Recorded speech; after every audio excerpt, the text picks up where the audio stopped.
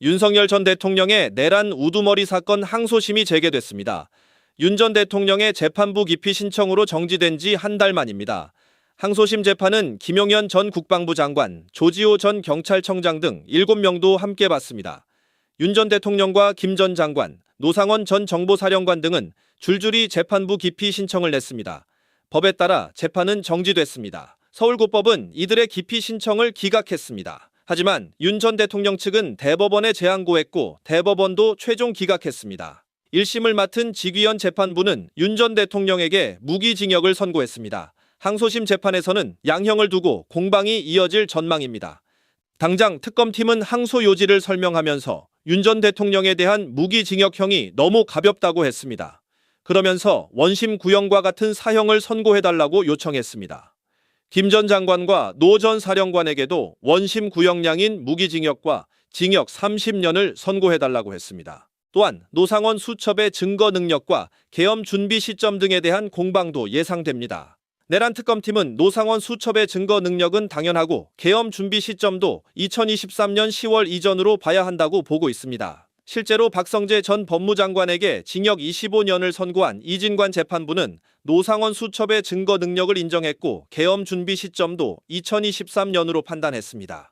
이진관 재판부는 내란 중요 임무 종사 혐의로 박성재 전 법무부 장관에게 징역 25년을 선고했습니다. 검찰 구형량보다 5년이나 많았습니다. 여기에 증거인멸 우려까지 있다면서 법정 구속했습니다. 지귀현 재판부와는 전혀 다른 사이다 판결입니다. 먼저 이진관 재판부는 노상원 수첩의 증거 능력을 인정했습니다. 지귀현 재판부는 노상원 수첩이 조악하다면서 증거 능력을 인정하지 않았습니다. 하지만 이진관 재판부는 노상원 수첩이 조악한 건 그때그때 받아 적었기 때문이라면서 선을 그었습니다. 윤석열 전 대통령과 그 추종 세력이 노상원의 수첩 중 주요 부분을 실제 이행하거나 이행하고자 했다고 판단했습니다. 출국 금지 조치, 구치소 운영과 수용 여력 확보, 서울지검 소속 검사 인력 활용 방안도 노상원 수첩에 나와 있다는 겁니다. 이진관 재판부는 계엄 준비 시점에 대한 판단도 지귀현 재판부와 달랐습니다.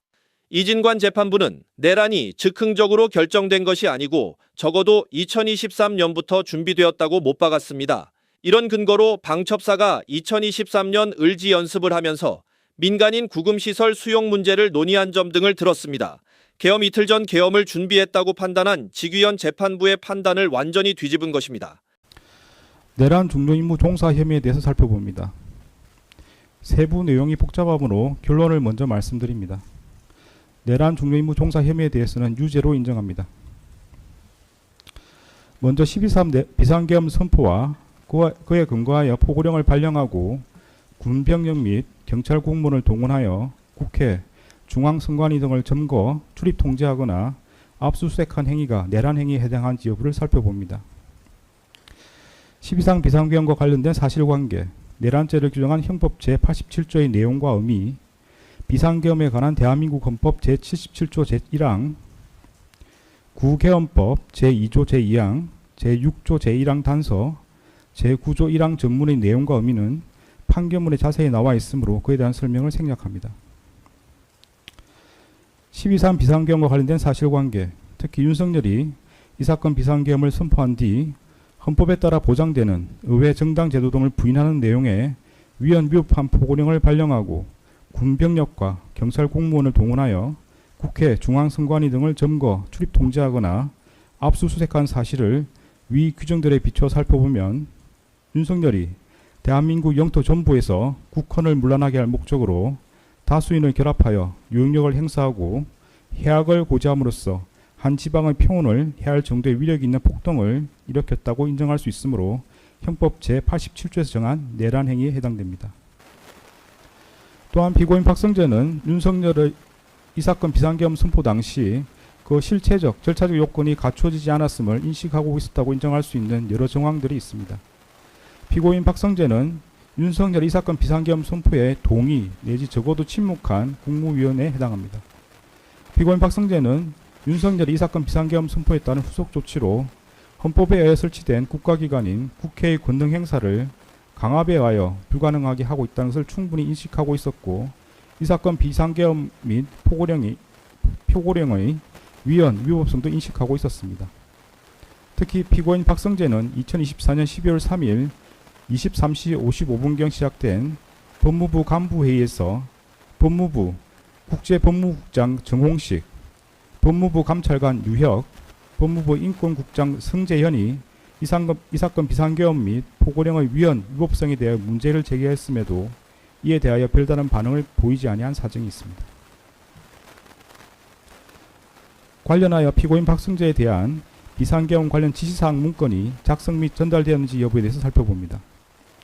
다음과 같은 사정을 종합하면 김용현이 피고인 박성재에 대한 비상계엄 관련 지시사항 문건을 작성하였고 윤석열이 대통령 집무실에서 피고인 박성재에게 이를 전달하면서 그 이행을 지시하였다고 봄이 타당합니다. 윤석열은 김용현을 통해 구 국군기무사령부 2017년 계엄 문건과 국군 방첩사령부 작전계획 등 군내 비상계엄 관련 문건을 참고하여 이 사건 비상계엄 선포 및 내란행위 계획을 수립하였고 김용현은 그 과정에서 여인영, 노상원과 논의하였으며 그 내용을 여인영은 자신의 휴대전화 메모에, 노상원은 자신의 수첩에 각각 기재하였습니다. 이에 더하여 김용현은 핵심 국무위원들에 대한 지시사항 문건을 미리 만들어 두었다고 진술하였는데 윤석열은 대통령 집무실에서 이상민에게 특정 언론사 사무소에 대한 단전 단수 조치 지시사항 문건을, 한덕수와 조태용에게 비상계엄 관련 지시사항 문건을, 조태열에게 재외 공간을 통해 대외 관계를 안정시켜라는 내용의 비상계엄 관련 지시사항 문건을 각각 건네주며 그 이행을 지시하였는 바 이러한 사실은 김용현의 진술에 부합하는 내용입니다.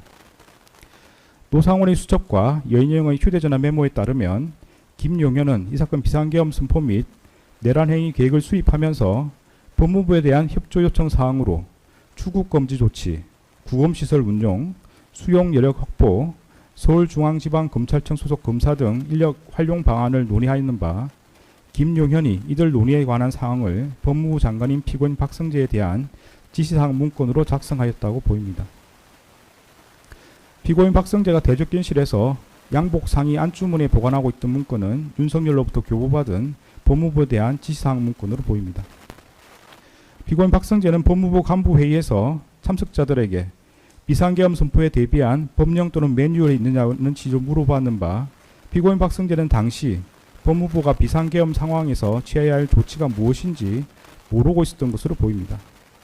그럼에도 피고인 박성재는 아래에서 살펴보는 바와 같이 법무부 출입국 외국인 정책본부장 배상업에게 출국 금지팀 대기를, 교정본부장 신용에게 서울구치소 등 수용 여력 확보를, 검찰국 검찰과장 임세진에게 계엄사령부 합동수사본부에 검사 등 인력 파견 협조를 각각 지시한 반면 법무부 소관 소년보호시설로서 구검시설에 해당하는 소년원 및 소년분류심사원에 대한은 아무런 지시를 하지 않았는 바 대통령실에서 윤석열로부터 지시받은 사항만을 그대로 이행한 것으로 봄이 합리적입니다.